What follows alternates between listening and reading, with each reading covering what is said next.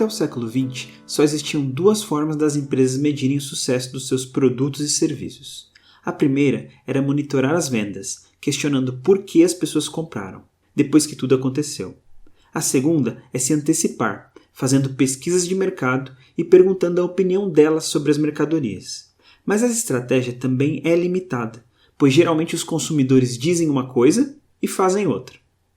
Se as empresas querem saber a verdade sem rodeios, a melhor estratégia é entrevistar o cérebro das pessoas.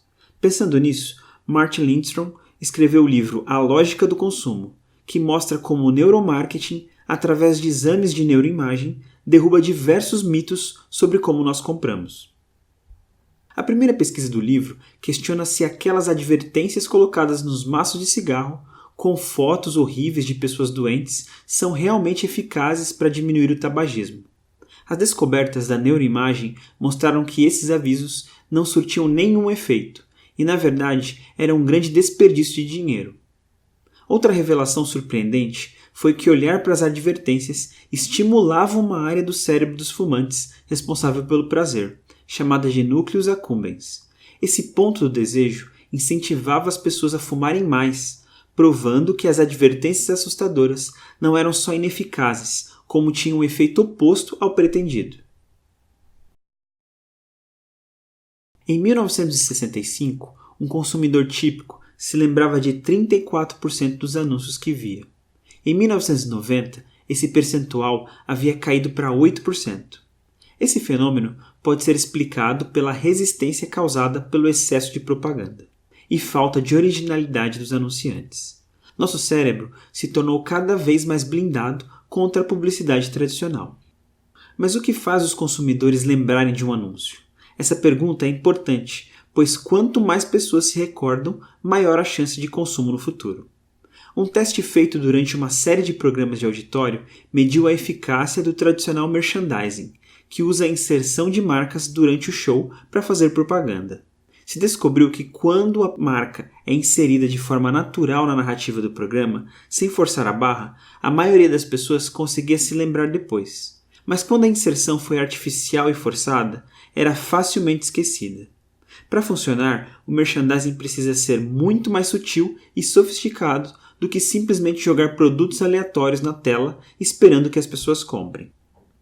E as mensagens subliminares, aquelas propagandas escondidas que atingem diretamente nosso inconsciente, são mesmo eficazes?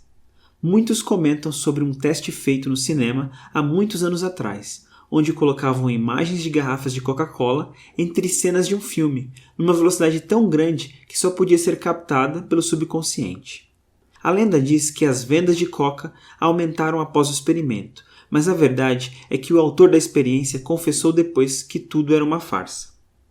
Outro experimento mais recente verificava se a área relacionada ao desejo e prazer era ativada durante as propagandas de cigarro, e como era de se esperar, isso ocorria.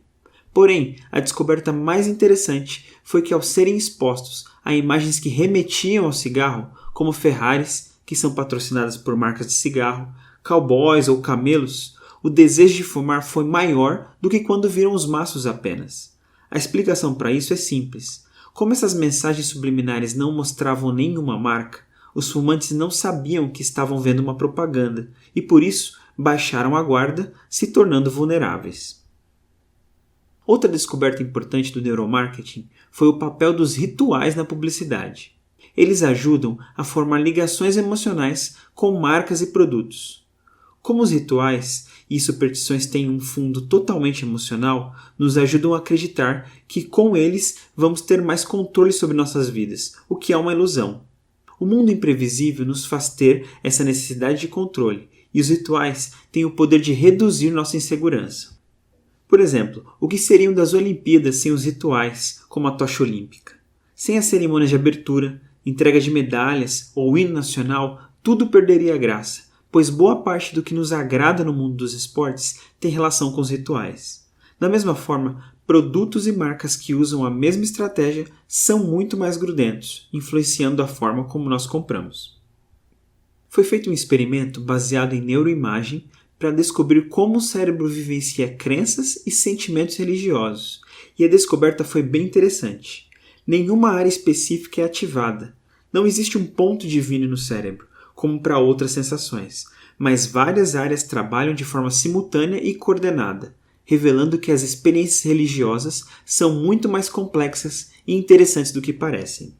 Embora possuam muitas diferenças, todas as religiões possuem alguns fatores em comum, como, por exemplo, sensação de pertencimento, uma missão clara, narração de histórias, evangelismo, uso de símbolos, mistério, rituais, entre outros fatores.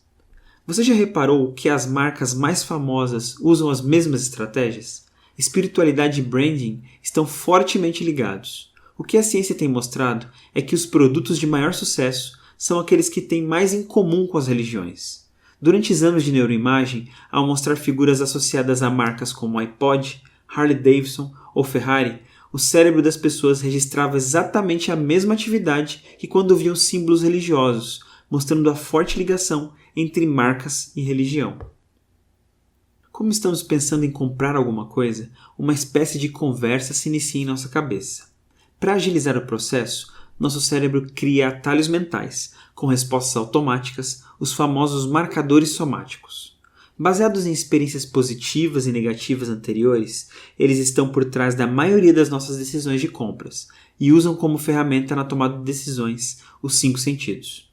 O primeiro questionamento do livro é sobre a visão. Será que é realmente nosso sentido mais poderoso?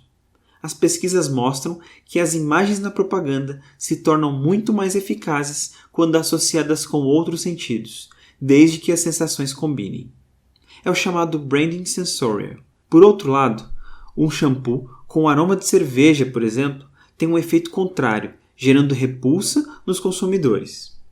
Outra descoberta interessante é que o nosso olfato é capaz de ativar as mesmas regiões cerebrais de quando vemos água. Ao sentirmos o cheiro de um produto, é como se estivéssemos vendo sua marca. Por ser nosso sentido mais primitivo, o olfato pode ser mais poderoso que a visão, se bem utilizado. O tato também é muito eficaz. Gostamos de tocar nas roupas antes de comprar, e quando achamos um aparelho eletrônico leve, concluímos que deve ser moderno. A audição também é bem forte.